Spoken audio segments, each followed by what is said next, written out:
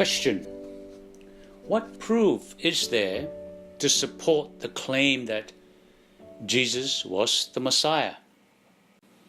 Within Christianity, one of the greatest historical and spiritual significance was the long-awaited coming of the Messiah as it was prophesied in the Old Testament. Over 60 major prophecies, Old Testament prophecies, about the coming of this Messiah was made more than 400 years BC.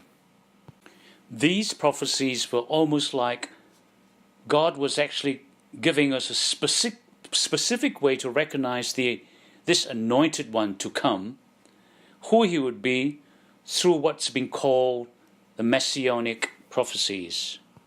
As you will see later on, these prophecies are made with such pinpoint accuracy, it is very hard for any reasonable person to ignore them. It is almost as if God had an answer waiting for us to ask, how will we know who this Messiah is? Well, let's try and explore these prophecies and prove beyond a reasonable doubt that Jesus is indeed the Messiah. Let's have a look at what these prophecies were.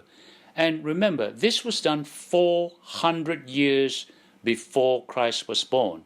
Let's go through it in summary. He was to come from the father of all nations, Abraham. Abraham had two sons, and he was to come from Isaac, not Ishmael. And he was to come from the son of Isaac, who is Jacob. And Jacob had 12 sons, which created 12 tribes of Israel. And the Messiah was to come from the tribe of Judah. And within this tribe of Judah, the family line of Jesse would produce the youngest son called David, who became King David. And from King David, this person is going to be born in Bethlehem, or Jesus, or this Messiah was going to be born in a small town in Bethlehem in Judah. And before he came, he will be preceded by a messenger preparing the way for him. And John the Baptist was the messenger. And this person, this Messiah, is going to begin his ministry in Galilee, which he will teach in parables, and he will also perform miracles. And to be more pinpointed, this Messiah will ride into Jerusalem on a donkey and appear forcefully at the temple of his father, cleaning up the temple. Now, these are just a few of those prophecies that was made 400 odd years ago, and it happened precisely. As if it is not enough, then in the prophecy it says, within one day, I will fulfill no fewer than 29 specific prophecies. This is spoken more than 400 years ago.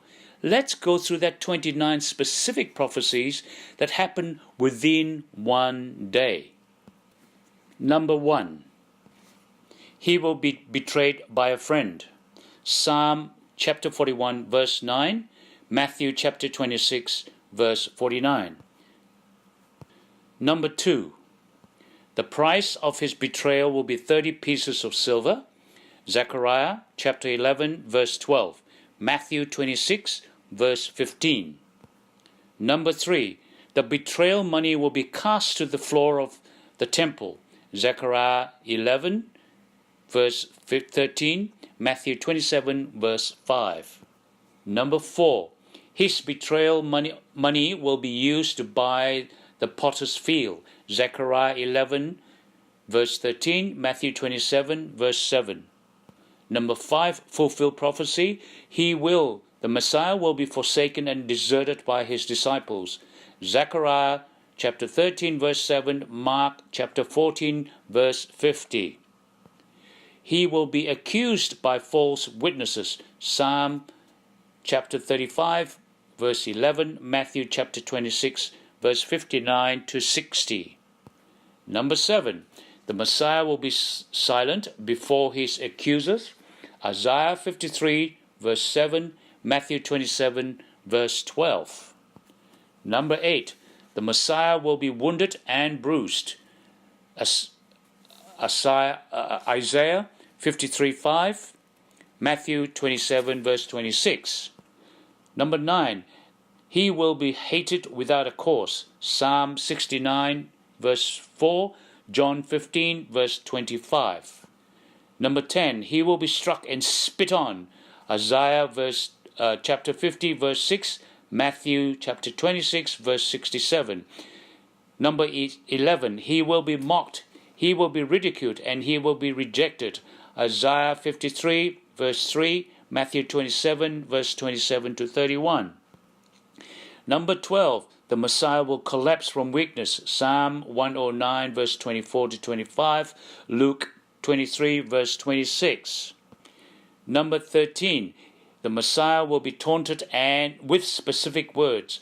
Psalm 22, verse 6 to 8, Matthew 27, verse 39 to 43. Number 14, people will shake their heads at him. Psalm 109, verse 25, Matthew 27, verse 39.